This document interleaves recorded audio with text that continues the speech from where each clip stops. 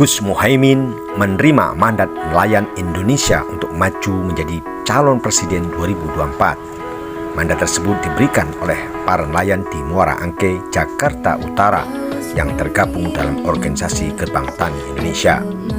Para nelayan antara lain menyampaikan beberapa aspirasi untuk diperjuangkan oleh Gus Muhaimin yang juga Wakil Ketua DPR RI bidang Kesra. Mereka mengeluhkan kelangkaan BBM, dampak limbah industri, hingga penerapan PNBP bagi nelayan yang dinilai tidak adil dan memberatkan. Para nelayan kita sangat membutuhkan perhatian yang serius dan mendesak, baik menyangkut pelayanan birokrasi di dalam memfasilitasi para nelayan untuk bisa melaut secara produktif. Beberapa kendala administrasi harus benar-benar ditangani dengan cepat. Yang kedua, menyangkut BBM, menyangkut kebutuhan untuk energi kapal mereka. Ini juga masih masalah klasik, kelangkaan sekaligus harga yang tidak pasti. Yang ketiga, yang dibutuhkan adalah perhatian dampak limbah dari industri-industri yang berkembang. Selain itu, Gus Muhaimin mengungkapkan bahwa harus ada langkah-langkah agresif dan sistematis lintas sektoral agar Indonesia bisa menjadi negara yang mengandalkan laut sebagai sarana untuk kemakmuran rakyatnya. Para nelayan membutuhkan pelayanan yang serius dan mendesak, terutama terkait dengan layanan birokrasi agar nelayan bisa melaut secara produktif. Inilah bagian rangkaian yang menjadi masalah klasik dan hanya bisa diatasi kalau kita semua bertindak secara efektif.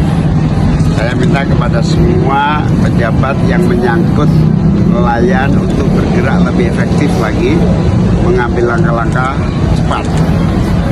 Yang penting orientasi kelautan kita, cara kerja pembangunan kita, pembelaan kita kepada laut, di mana 70% negeri ini adalah laut, adalah cara kerja yang tidak bisa business as usual, biasa-biasa saja.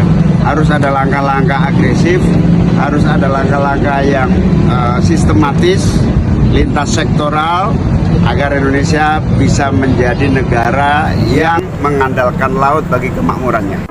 Sementara terkait dengan keluhan penerapan PNBP bagi nelayan yang dinilai tidak adil dan memberatkan, Gus Muhaimin menyatakan PNBP penerimaan negara bukan pajak kepada nelayan yang menghadapi masa musim pancaroba, penghasilan sangat kecil, posisi sulit, harus menjadi perhatian pemerintah. Salah satunya Menteri Keuangan, Menteri Kelautan harus menyadari sepenuhnya, memberikan keringanan kepada PNBP para nelayan di masa-masa iklim buruk atau pancaroba. Lalu terkait syarat-syarat menjadi nelayan, Gus, ini dipersulit, Gus. Mereka menyebutnya dipersulit oleh negara. Ya, itu yang saya sebut birokrasi harus melayani. Pelayanan kepada para nelayan, baik untuk semua administrasi yang sifatnya birokratis, harus ditangani cepat. Terkait dengan isu lingkungan, Gus, yang tadi banjir rob termasuk yang sampai hari ini masih menghantui para nelayan di Jakarta khususnya dan daerah pesisir Indonesia lainnya. Ya, banjir rob ini banjir yang harus ditangani infrastruktur, sehingga ketika terjadi banjir rob tidak berdampak kerugian dan kesulitan yang fatal. Karena itu kita harap Menteri PU bisa benar-benar mengantisipasi rob ini dengan pembuatan infrastruktur yang memadai. Gus Muhaimin kemudian menyampaikan komitmen, konsistensi, dan orientasi perjuangan PKB di dalam memperjuangkan nasib para nelayan. Satu komitmen sekaligus orientasi pembangunan baru, yaitu pembangunan kelautan. Dan dibangunlah yang namanya Kementerian Kelautan, Kementerian Perikanan dan Kelautan.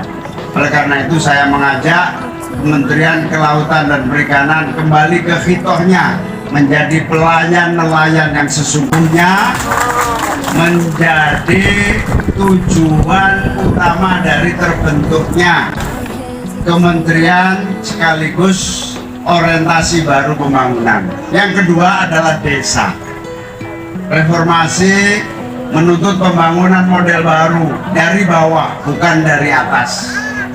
Kalau dari atas itu namanya trickle down effect. Atas makmur dulu, baru membawa kesejahteraan di bawah.